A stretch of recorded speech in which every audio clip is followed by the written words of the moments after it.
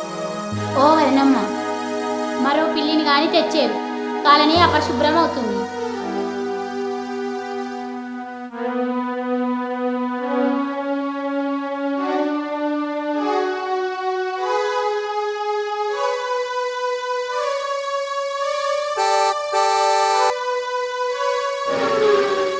కళ్ళు కనిపించట్లేదు, ఎటు చూసి నడుస్తున్నావు? సారీ సార్, తప్పైంది, ఏమనుకోకండి.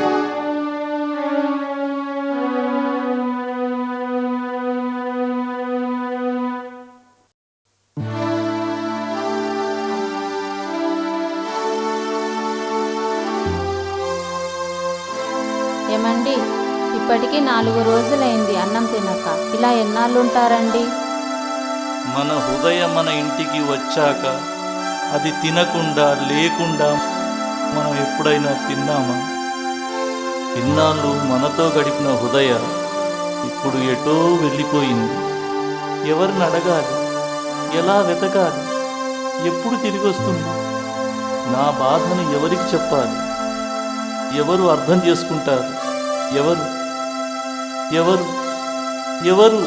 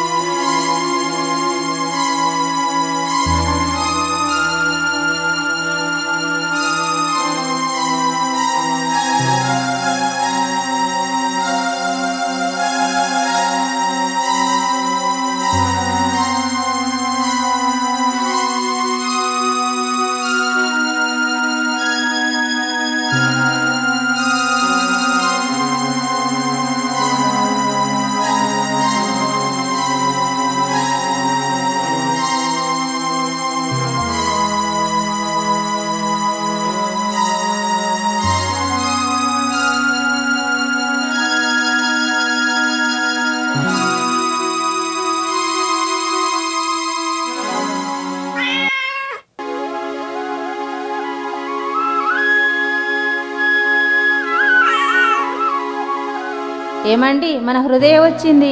అవును, మన హృదయ వచ్చింది. ఇన్నాళ్ళు ఎక్కడికి వెళ్ళావు? నీకోసం మేము ఎంత కలవరపడ్డామో తెలుసా?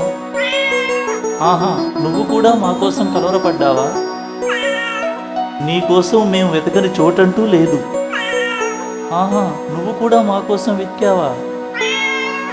అయ్యో, మనం ఒకరి కోసం ఒకరం ఎంత తప్పించిపోయామో తెలుసా? ఇంకెప్పుడు మమ్మల్ని విడిచి వెళ్ళకే.